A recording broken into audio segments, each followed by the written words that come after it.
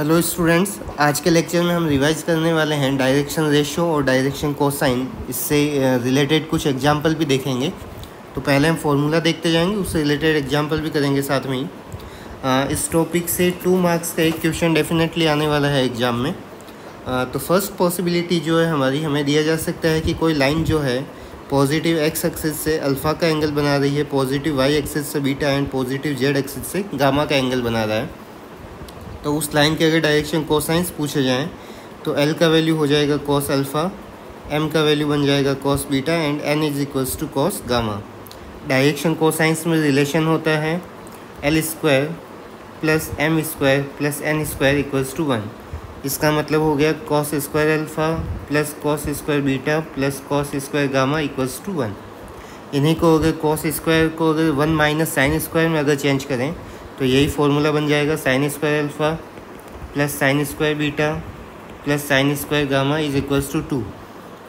और इन दोनों इक्वेशन को अगर आपस में माइनस कर दें तो हमें फॉर्मूला मिलेगा cos 2 alpha cos 2 beta cos 2 gamma is equals to -1। तो थर्ड वाले फॉर्मूले का डेरिवेशन भी पूछा जा सकता है, यह भी इम्पोर्टेंट है, 2 मार्क्स के क्वेश्चन में आ सकता है आराम से। यहाँ पर पॉसिबिलिटी क्या होगी, या तो तुम्हें अल्फ़ा बीटा गामा दे दे, या तो अल्फ़ा की वैल्यू दे दी, बीटा की वैल्यू, गामा की वैल्यू, और पूछा है डायरेक्शन कोसाइंस बताओ। हो सकता है तुम्हें अल्फ़ा और बीटा दे दिया और गामा का वैल्यू पूछा, मतलब 2 एंगल दे दिए और तीसरा एंगल पूछा। तो उस टाइम हम ये रिलेशन यूज कर लेंगे कि तीनों के स्क्वायर्स का सम कितना है 1। तो फर्स्ट एग्जाम्पल है हमारा, let a line is making an angle of 90 degree 135 degree and 45 degree with positive x, y and z axis and we have to find direction cosines। तो अल्फ़ा का वैल्यू तुम्हें दे दिया 90 degree, beta is 135 degree and gamma is 45 degree. So cos alpha, L का value क्या होगा, cos alpha के equal cos 90 हमारा 0 होता है, M equals to cos beta, so cos 135 को चेंज करोगे 180 माइनस 45 में, तो ये बन जाएगा तुम्हारा minus sine 45, that is -1/√2। Next gamma is 45, so cos gamma N is equals to cos 45, it means again 1/√2। तो डायरेक्शन कोसाइंस हमें मिल गए। सो DCSR लास्ट में लिखना भी 0 -1/√2 एंड 1/√2। और क्योंकि लाइन के 2 डायरेक्शन कोसाइंस होते हैं, लाइन 2 डायरेक्शन में एक्सपेंड हो सकती है, तो इनके आगे माइनस के साइन भी लगा दोगे, 0 1/√2 एंड -1/√2।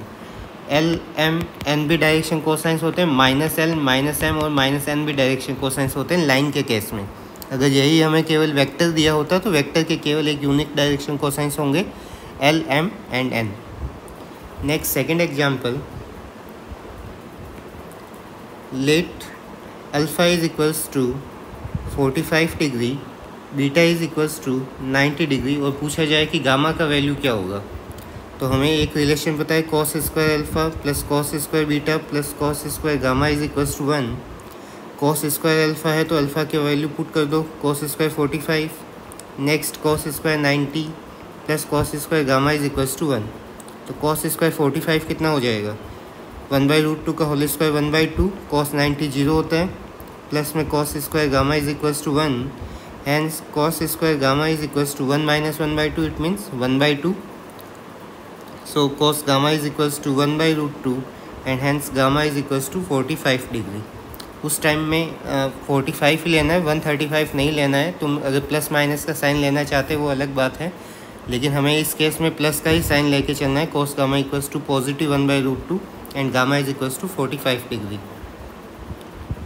नेक्स्ट एग्जाम्पल, ये क्वेश्चन ऐसा नहीं है कि 45 कोई एंगल तुम्हें मिलना ही ज़रूरी है, कुछ भी आ सकता है। सपोज कर लो अल्फ़ा का वैल्यू 30 डिग्री दे दिया, बीटा का वैल्यू 90 नहीं दे के 60 डिग्री दे दिया, और गामा का वैल्यू अगर तुम्हें पूछा है क्या होगा।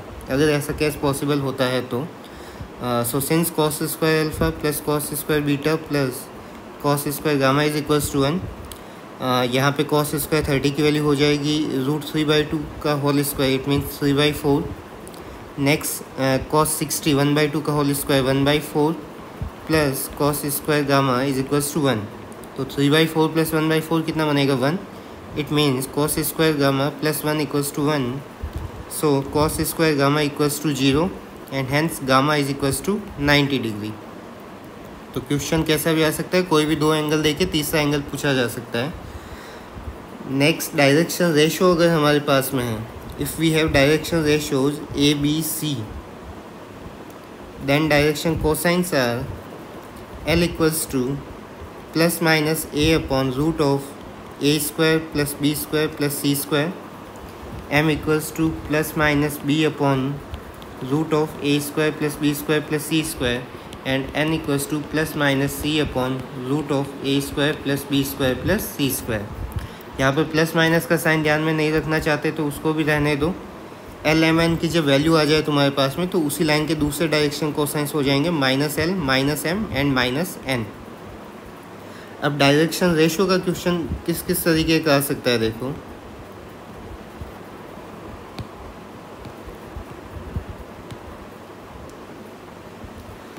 फर्स्ट तो यही पॉसिबल है कि तुम्हें किसी लाइन के डायरेक्शन रेशोज दे दे, डायरेक्शन को ratios of a line are 2, -3 and 5 and find direction cosines, और इसके लिए डायरेक्शन कोसाइंस पूछ लिया जाए।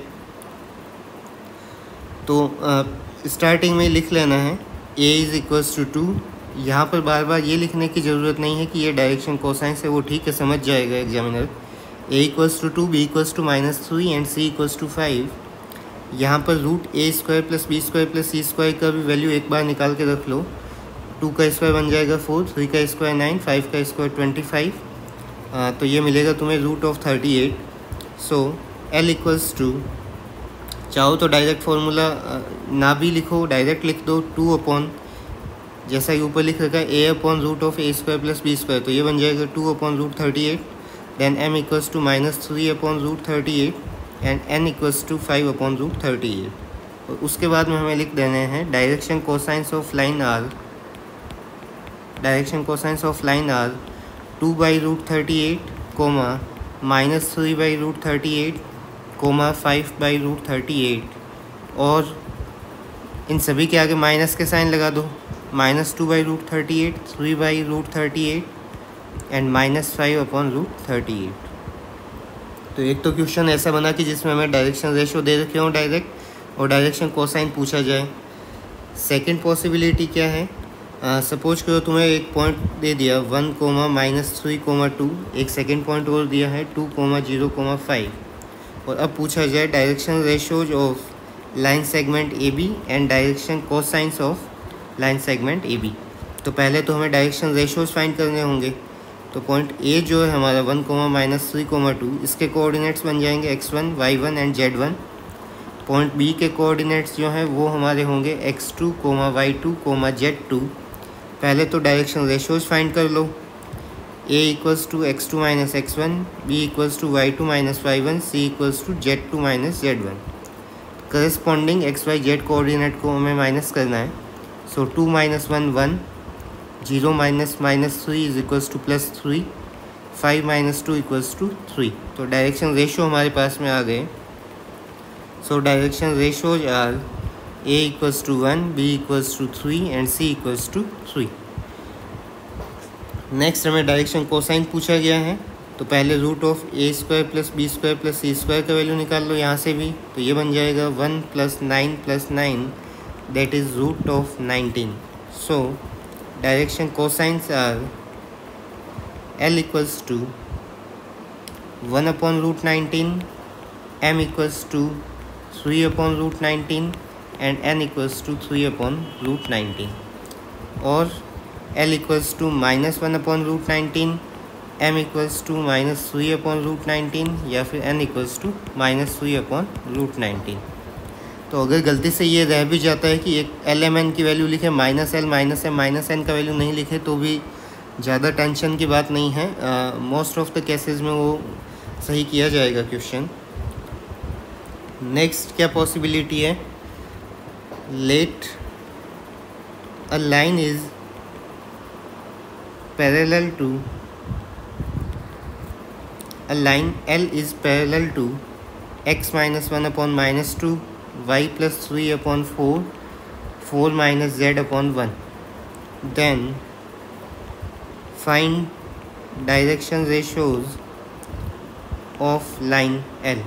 अब direction ratio of line L हमें पूछा है, एल के डायरेक्शन रेशियो, जबकि हमें दे रखा है कि एक दूसरा लाइन, इसको मैं अगर इक्वेशन 1 नाम दे दूं, किसी लाइन का इक्वेशन दिया है, उसके पैरेलल लाइन के डायरेक्शन रेशियो पूछा है। तो दो पैरेलल लाइन के डायरेक्शन रेशियो सेम होते हैं, इस बात का हमें ध्यान रखना है यहाँ पे। तो since x - 1/-2 y + 3/4 equals to 4 - z/1, तो अभी तो ये स्टैंडर्ड फॉर्म में नहीं है। स्टैंडर्ड फॉर्म में चेंज करने के लिए 4 - z को क्या लिखना पड़ेगा, z - 4, इसका मतलब डिवीजन में आएगा -1। तो लाइन का स्टैंडर्ड फॉर्म पता होना चाहिए, x - x1/a equals to y - y1/b equals to z - z1/c। x y z के कोफिशिएंट्स जो है यहाँ पे 1 होने चाहिए, इस बात का ध्यान रखना है। सपोज करो यहाँ पे 2y होता, तो इस 2y + 3 को हम चेंज करते y + 3/2, और अपॉन में भी यहाँ पे भी आता है 4/2, इट मीन्स 2। तो पहले x y z के कोफिशिएंट 1 बनाना है, तब वो स्टैंडर्ड फॉर्म में होगी। So its direction ratios are, जो डिवीजन में लिखा है वो लाइन के डायरेक्शन रेशियो होते हैं। So a equals to -2, b equals to 4 and c equals to -1। So direction ratio of line L which is parallel to line 1 are same, a equals to -2, b equals to 4 and c equals to -1। अगर language नहीं लिखना चाहते, ये वाली line हम इस escape कर सकते हैं, यहाँ पे डायरेक्ट लिख सकते हैं कि direction ratio of the line L are ABC, that is -2, 4 and -1। Next question क्या आ सकता है, प्लेन की फॉर्म में अगर डायरेक्शन रेशियो अगर कोसाइन पूछा जाए, let a plane is 2x - 3y + 4z is equals to 5। एक प्लेन का इक्वेशन दे दिया। इस प्लेन की इक्वेशन हमें ये ध्यान रखना, x y z के जो कोफिशिएंट्स हैं 2, -3 एंड 4, ये इस प्लेन, ये अगर प्लेन का इक्वेशन है, इस प्लेन के नॉर्मल के डायरेक्शन रेशियो होते हैं ये वाले 2, -3 एंड 4। तो इसका यूज हमें डायरेक्शन रेशियो और कोसाइन में करना है। क्वेश्चन कैसा आ सकता है, find direction ratios of normal to the plane, direction ratios and direction cosines. तो पहले तो हमें डायरेक्शन रेशियो का पता होना चाहिए। So since standard equation is ax + by + cz + d equals to 0, इससे अगर कंपेयर करोगे तो a इक्वल्स टू 2 मिलेगा, b equals to -3 and c equals to 4। So या फिर यहाँ यहीं पे डायरेक्ट लिख दो, जो भी x y z के कोफिशिएंट्स होते हैं which are direction ratios of normal to the plane. Normal to the plane का है चाहे परपेंडिकुलर टू द प्लेन का है, एक ही बात है सबका meaning. Next root of a² + b² + c² का वैल्यू निकाल लो। सो 2² 4, -3 का स्क्वायर 9 बन जाएगा, 4 का स्क्वायर 16, तो ये हो जाएगा root of 29। Next direction cosines, L का फॉर्मूला चाहे तो एक बार लिख लिया करो, a/√of a² + b² + c², so it will become 2/√29। Next m is equals to -3/√29 and n is equals to 4/√29।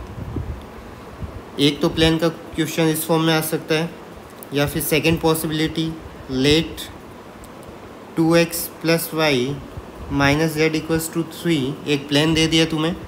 Next क्या है, a perpendicular from point 2, -1, 3 is drawn on the plane। अब कह दिया कि एक परपेंडिकुलर हमने बनाया है पॉइंट 2, -1, 3 से प्लेन के ऊपर, मतलब ये अगर मेरा प्लेन है, इस पे किसी पॉइंट से अगर परपेंडिकुलर बनाया है, then find direction ratios of that perpendicular. अब उस परपेंडिकुलर के हमें डायरेक्शन रेशियो पूछे हैं, तो सेम पिछला वाला ही क्वेश्चन है, क्योंकि अब इस पॉइंट से अगर प्लेन पे परपेंडिकुलर डालो, चाहे प्लेन का जो पहले नॉर्मल वेक्टर था जिसके हमें डायरेक्शन रेशियो पता है, यहाँ पे 2, 1, -1 होने वाले हैं। प्लेन की इक्वेशन में एक्स वाई जेड के जो कोफिशिएंट्स हैं वो प्लेन के नॉर्मल के डायरेक्शन रेशियो हैं। नॉर्मल प्लेन के ही परपेंडिकुलर होता है, तो जिस परपेंडिकुलर के हमें डायरेक्शन रेशियो निकालने के लिए कहा गया है वो प्लेन के नॉर्मल के पैरेलल हैं, और पैरेलल लाइंस के डायरेक्शन रेशियो सेम होते हैं। So since normal to the plane is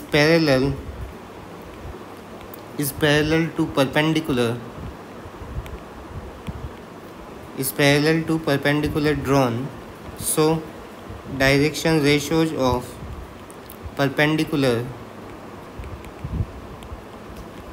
drawn from 2, -1, 3 are a equals to 2, b equals to -1, sorry जितना था पहले, b equals to 1 and c equals to -1। Plane के जो डायरेक्शन रेशियो हैं normal के, वही हमारे परपेंडिकुलर के भी डायरेक्शन रेशियो हो जाएंगे, 2, 1 एंड -1। नेक्स्ट एक पॉसिबिलिटी और बचती है डायरेक्शन रेशियो और कोसाइंस के लिए। सपोज करो तुम्हें एक ट्राइंगल दे दिया, ट्राइंगल के तीनों वर्टाइसेज के अगर हमें कोऑर्डिनेट्स दे दिए, जैसे इसका कोऑर्डिनेट्स दे दिया 3, 5, -4, बी दे दिया -1, 1, 2 एंड सी इज़ -5, -5, -2। अब यहाँ पर पूछा जाएगा direction ratios of sides of the triangle या फिर direction cosines of sides of the triangle, ऐसा कुछ पूछा जा सकता है। ऐसा भी पूछा जाता है डायरेक्शन रेशियोज ऑफ, अगर यहाँ पर मैं कहूँ direction ratios of median drawn from point A. Point A से जो मीडियन ड्रॉ कर रहे हैं, मीडियन का क्या मतलब हुआ, पॉइंट ए से उसके अपोजिट साइड के मिड पॉइंट को ज्वाइन कर दो। अब हमें इस ए डी के हमें डायरेक्शन रेशियो पूछें, तो फर्स्ट और सेकंड पार्ट आप कर सकते हो, थर्ड वाला मैं सॉल्व करके बताता हूँ। पॉइंट डी के कोऑर्डिनेट्स फाइंड करोगे मिड पॉइंट फार्मूला से, तो वो हमारा बनेगा -3, -5, -1/2, next -5 + 1/2, so -2, and next one is -2 + 2/2, सो 0। तो पॉइंट डी के कोऑर्डिनेट्स हमारे पास में आ गए -3, -2 एंड 0। अब पॉइंट ए के कोऑर्डिनेट्स हो जाएंगे तुम्हारे x1, y1 एंड z1, और ये वाला बन जाएगा x2, y2 एंड z2। अब डायरेक्शन रेशियो हम फाइंड कर सकते हैं x2 - x1 for AD। x2 - x1 इसकी वैल्यू आ जाएगी -3, -6, b is equals to y2 - y1, so -2, -5, -7, and c equals to z2 - z1, 0 + 4 that is 4। तो AD के डायरेक्शन रेशियो हमें मिल गए। इसके अलावा डायरेक्शन रेशियो और कोसाइन से रिलेटेड और कोई क्वेश्चन नहीं बनता है, तो इन क्वेश्चन की अच्छे से प्रैक्टिस करो और 2 मार्क्स अपने लिए फ़िक्स करो। Thank you.